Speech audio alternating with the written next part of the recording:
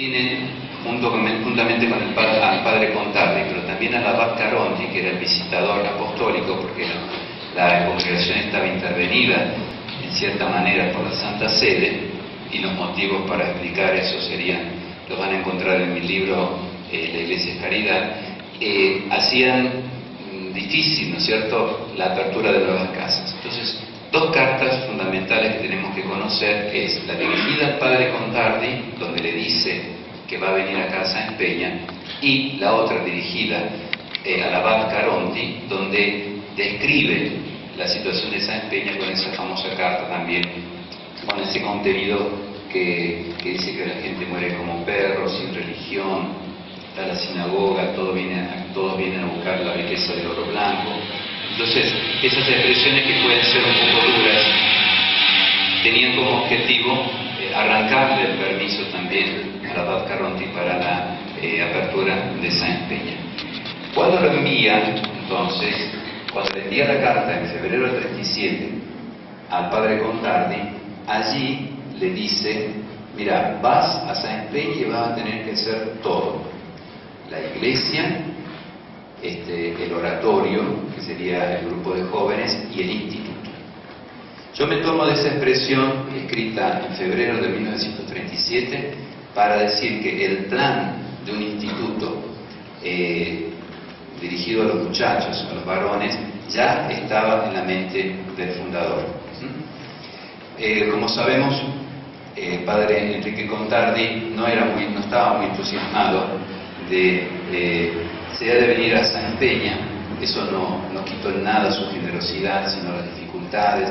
Él era un misionero, pero un misionero más bien urbano, y eso no impidió de que se entregara, como hemos leído, y tratara de dar lo mejor de sí. Pero, como vamos a ver más adelante, fallecido el fundador, él va a dejar de Sáenz Peña. Entonces, también el hermano Jorge, en el día de ayer, nos estuvo hablando de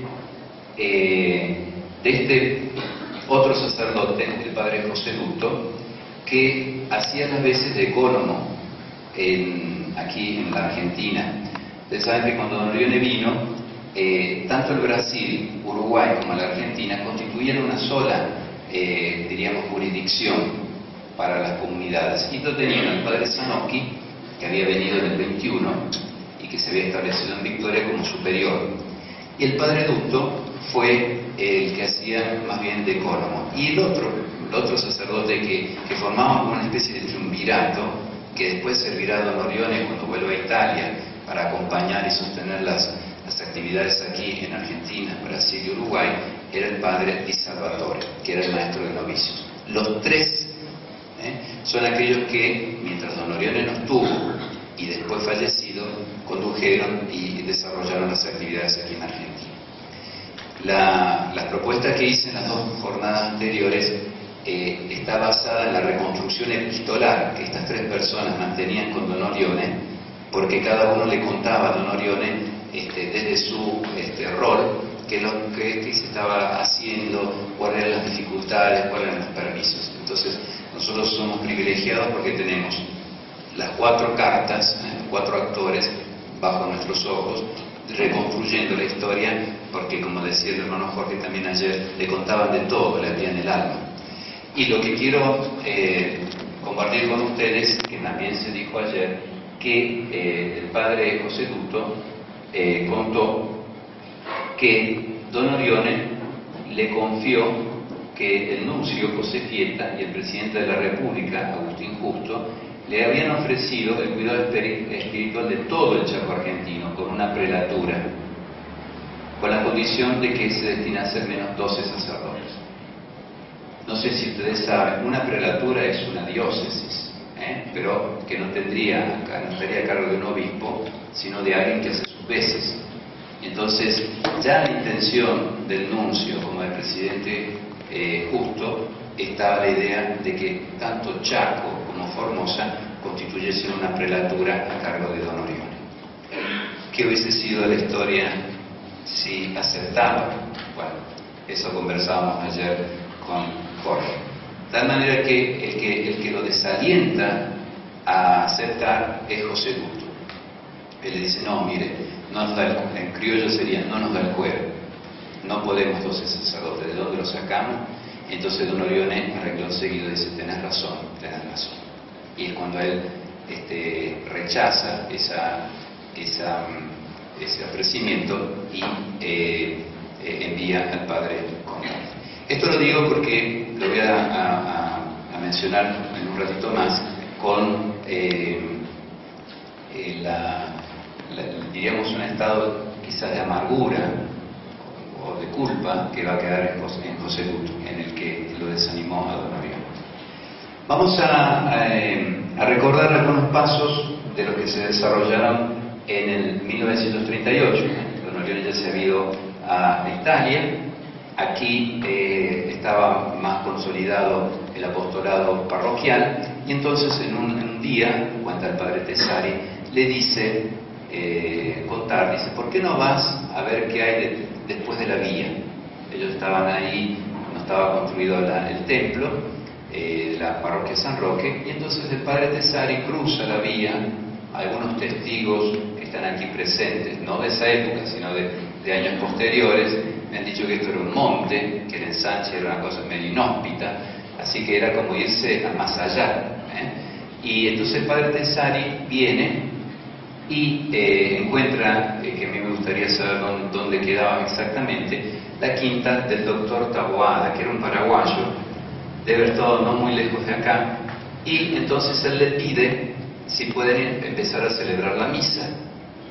Está del éxito que tiene, me imagino que el ensanche, por el hecho mismo de tener el ferrocarril, habrá tenido gente que trabajaba en las cooperativas, gente que venía, que estaba por ahí, que se hospedaba de bajos recursos. Bueno, fue tal el éxito que al año siguiente, el 10 de mayo, inauguró una pequeña capilla. Esta capilla es visitada después por el padre José Duto, al año siguiente del desaliento que le había dado a don Orione. Y entonces, cuando Duto viene aquí a Sáenz Peña, entre muchas de las cosas que le cuenta al fundador, estamos hablando del 21 de mayo del 38, le dice a don Orione, el viaje me ensanchó el corazón en el deseo por el bien de las almas y por la Iglesia. Cuando él vino a Sáenz Peña, cuando puso pie aquí en Sáenz Peña y vio de qué se trataba, yo creo que en su interior se arrepintió de lo que le había dicho a don Orione, porque precisamente este viaje de mayo del 38 a él le va a dar una fuerza y un entusiasmo por Sáenz Peña que no lo tuvo en ningún otro lugar de la Argentina. Bueno, construida esta capilla, las actividades se van a desarrollar con estos tres elementos, también sostenidos, como decíamos ayer, por Monseñor de Carlo, porque Monseñor de Carlo, viendo el estilo de vida, recuerdan en las primeras jornadas, el estilo de vida que llevaban los sacerdotes, Monseñor de Carlo le dice, bueno, pero estos no tenían ni sábanas, no tenían muebles, no tenían prácticamente la comida. Entonces dice, bueno, pero tienen que cobrar, tienen que hacerles pagar los sacramentos, pedirle dinero a la gente. Y padre Contardi, y como el padre Tesari, eso no lo hacían. Entonces, como vio que la austeridad de vida de los sacerdotes, la generosidad de la entrega, bueno, los apoyó muchísimo.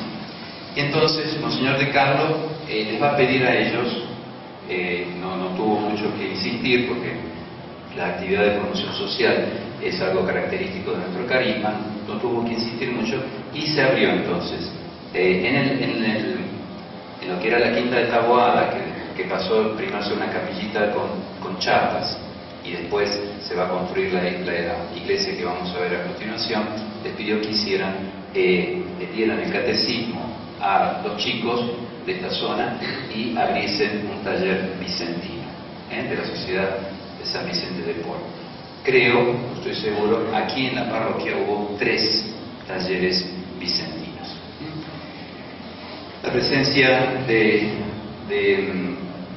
esta incipiente actividad, imagínense, en lo que era la capilla del centro, no había terreno, no podía haber mucho futuro. Entonces hace que el padre Dutto le escriba a Don Orione expresándole que cerca de la parroquia, que tiene un terreno limitado, una bella iglesia, es imposible de construir. Estamos hablando de lo que es el lugar donde hoy es la catedral. Ellos dijeron, aquí no va a haber futuro para la congregación, porque el Monseñor de Carlo había llamado a los religiosos, pero no nos había dado la propiedad. Nunca fue nuestra esa propiedad de la catedral, de lo que hoy es la catedral. Lo que ustedes ven hoy, el templo, fue construido años más tarde por el padre Juan Ibertowski. Y cuando estuvo todo listo para que tuviese una estructura diocesana, la congregación, sin pedir un peso, y tengo que decirlo sin recibir tampoco mucho agradecimiento, entregó completamente todo lo que se había construido, hecho, para que se iniciase el servicio del Monseñor Di Stefano. Entonces, vuelvo al 38. El terreno del oratorio es de casi 8.000 metros cuadrados y me lo darían por unos 4.000 o 5.000 pesos. Esto fue lo que el padre Dutto le escribe casi en secreto a Don Orione, no diciéndole nada a Tessari, a los que estaban aquí en San Peña. Fue así que, esperen que esto pasó muy rápido, fue así que cuando llega el obispo, en septiembre, se queda maravillado de ver tanta gente, que se debió celebrar la misa bajo las plantas, y en su discurso dijo, esto es un santuario. Esta expresión de Monseñor de Carlo, dirigida a la gente del Sánchez Sur, va a ser lo que después va a dar origen a la construcción del primer santuario chaqueño de Nuestra Señora de Islati, que será el incipiente, el primer paso de lo que hoy es la parroquia Nuestra Señora de Islati. Bueno, entonces en noviembre se compra el terreno, unos 8.000 metros cuadrados, que es lo que vemos donde estamos nosotros hoy. Lo interesante de esta situación es cómo se obtiene esa plata, porque el padre Dutto le cuenta que había un tal Moreno, no el de ahora, ¿no? Un tal Moreno que vendía esa propiedad. Él había venido, se ve que estaba un poco apurado por vender. Y el padre Dutto venía de Itatí. Como decía el hermano Jorge, habíamos recibido el santuario, no el que conocen ustedes hoy, que también fue construido por los sacerdotes de Don Orione, sino el santuario que hoy es el museo, que está ahí al lado. Ese es el santuario que recibió Don Orione. Fue el padre Benito Anzolín el que, con la gente y el entusiasmo y la fe, construyó lo que hoy es el santuario, también construido por la congregación de Don Orione. Entonces, él venía de Itatí con 4.000 pesos en el bolsillo. Lo escucha Tessari, escucha a De Carlo, dice, bueno, acá tenemos el terreno, y sale 4.000 pesos. Entonces él cuenta, dice, bueno, pero yo tenía esa plata en el bolsillo. Le cuenta a Zanocchi, que era el superior, el padre Zanocchi, dice, yo tenía esa plata en el bolsillo y sentí que era la divina providencia que me decía que tenía que comprarla. Pero no le dije nada a Tessari, se fue a Buenos Aires, le pide el permiso al padre Zanocchi, que era el superior, y que con ese dinero recibido en Corrientes se compra el terreno donde estamos